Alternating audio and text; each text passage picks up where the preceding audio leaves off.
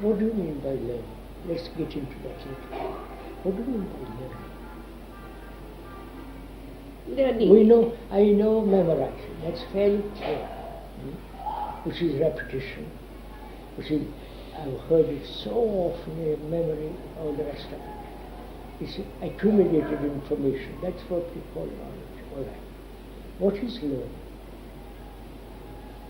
Is there a learning apart from knowledge? Accumulation of knowledge? If in this instant we're facing suffering directly, what is the learning there? But isn't that seeing it directly itself the learning? Seeing the suffering directly, or seeing my movement into the habit directly? Where is the learning? In other words, that my son dies and I immediately go off from it. Where do I learn in there? What is the learning? Many of us also are aware that at a moment of crisis, before one heard Krishnaji, the brain used to automatically move away into. Okay. After hearing Krishnaji, it does pause. There is space in which it can, I won't use the word choice, but there is a space in which it need not move away, let me put it that way. Now, I am trying to get at this space which arises in the brain before it moves away, which gives you a moment. Is it of the same nature of memory? Is it another memory which comes up? Don't move away. Is it, well, if you've learned... Could we use a different word than learning? We could. Which is perception. Perception is never continuous. It's not of time. Yeah. I see, I've had a shock, my son is dead. I've had a shock.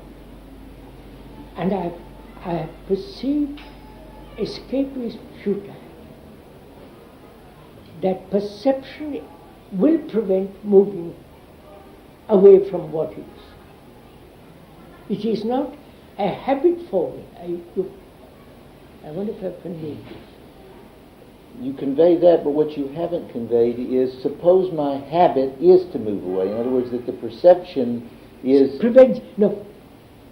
So it's the tuning up of perception. Just a minute.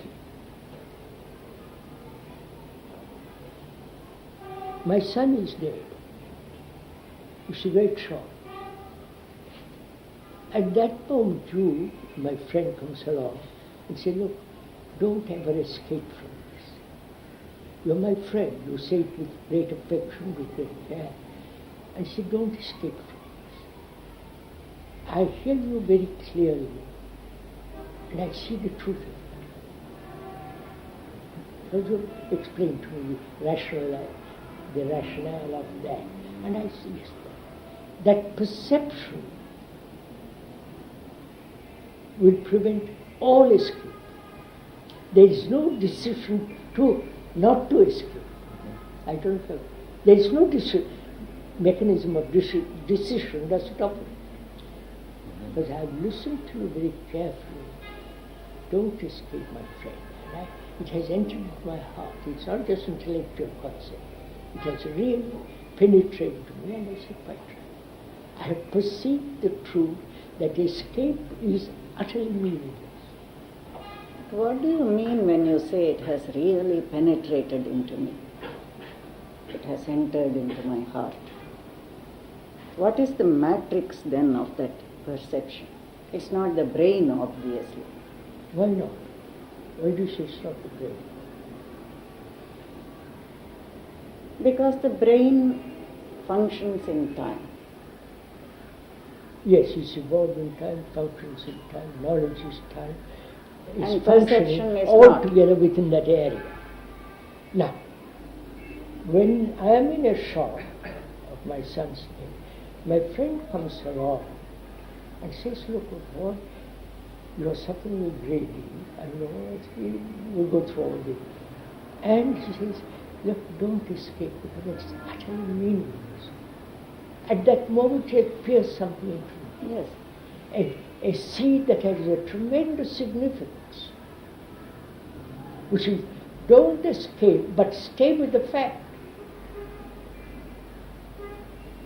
That's what he's telling me. And because I have been sensitive to listen to various things, when he says that, I receive it very quickly and very deeply. Because my mind then is acute, my brain is acutely aware of my pain. So here comes along a friend and says, don't do it. It immediately sees the truth. Perception there is not learning, it's perception all the time. Right. May I ask a question?